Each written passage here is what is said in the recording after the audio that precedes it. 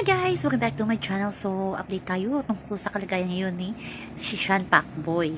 Dito na nga, pinuntahan siya at ina-heart to heart talk ng mag-asawang Norvin at Lovely sa Timbugo. Kaya ito nga ang kanilang conversation na inihikayat ni Norvin na si Pacboy ay pupuntahan nila si Cherry White para laruhin kung ano man ang naging problema ng dalawa kasi nga parehas ting kaibigan nila si Cherry White. Iyon na nga, nagbiro pa nga si Norvin, nagalit daw siya kay Cherry White, bakit daw mas gwapo naman si Pacboy kay Boy Tapang, bakit ipinagpalit yung pinsan niya kay Boy Tapang, pero joke lang yon.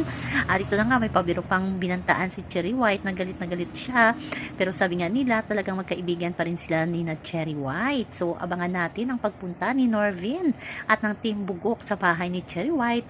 At iyon na nga, gusto nilang dalhin si Pacboy parang ayaw pa, hindi pa ready na makaharap si Cherry White, pero sabi ni Norvin, iba din kung mag-usap sila ng masinsinan ni Cherry White. So abangan natin yan, ang paghaharap muli ni Pacboy at ni Cherry White. So yan naman po guys ang ating update sa ngayon, hanggang sa muli. Bye bye. Also remember, huwag po tayong paka-stress.